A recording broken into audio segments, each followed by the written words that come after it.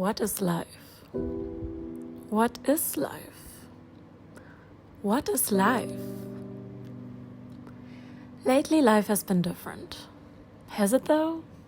When was the last time it was all good and steady? Maybe our memory tricks us.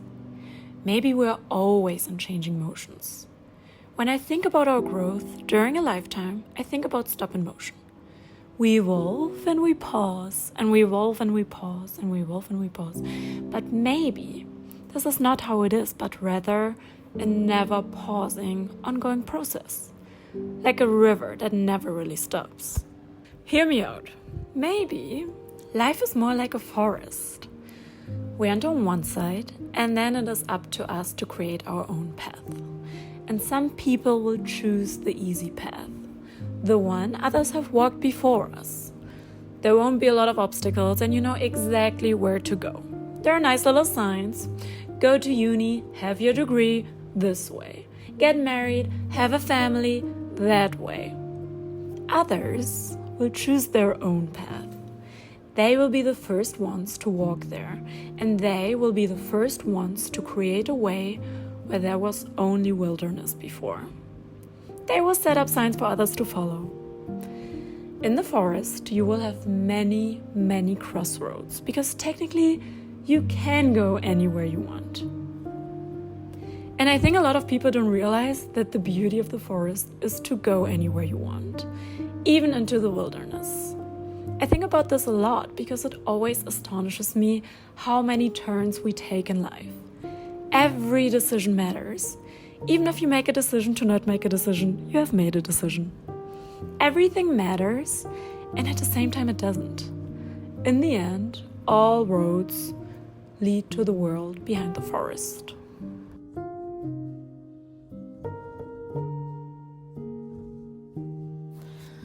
Maybe I overthink it, and it really isn't all that deep. Maybe we're here, have a good time, make some friends along the way, sometimes get sad, sometimes get high on life, but always come down after roller coaster ride, because what goes up has to come down. And nothing stays down for too long because every system goes towards a state of equilibrium. Balance. Paradoxically, chaos theory implies that within the randomness and unpredictability of chaotic systems, there is an underlying tendency towards a form of balance or order. Well, there's more to that, but I won't bore you with the details.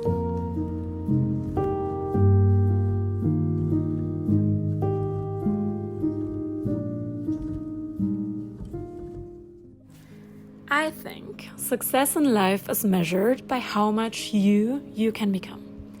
And if you truly find your most authentic form of yourself, you have succeeded.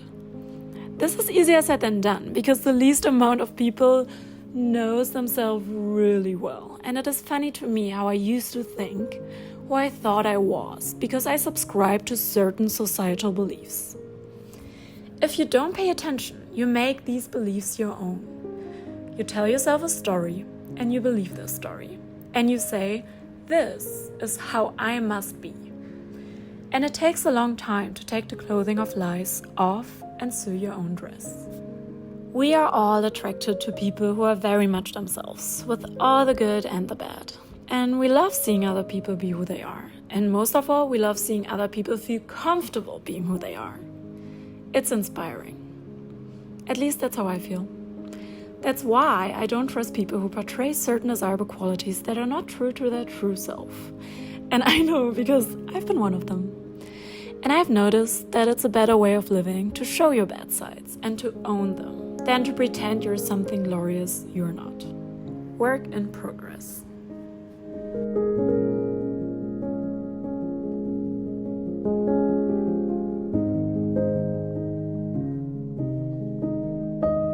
I believe we have an authenticity radar. It involves feeling.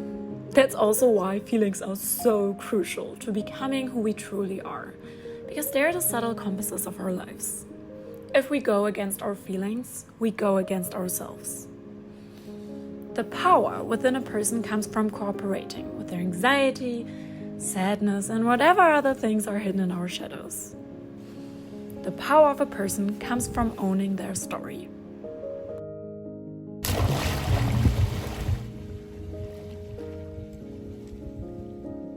I've been thinking a lot about owning my story, and sometimes, truthfully, I like to have a bigger power and not have a random antagonist show up in my book of life. My book is so precious, and I don't want some people to get space on a page.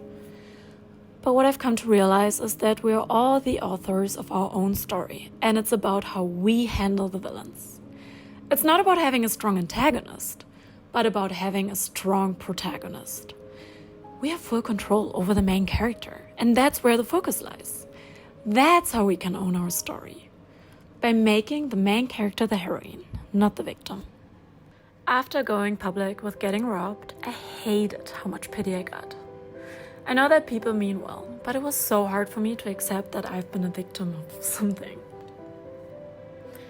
I love control, and yet I know how foolish control is.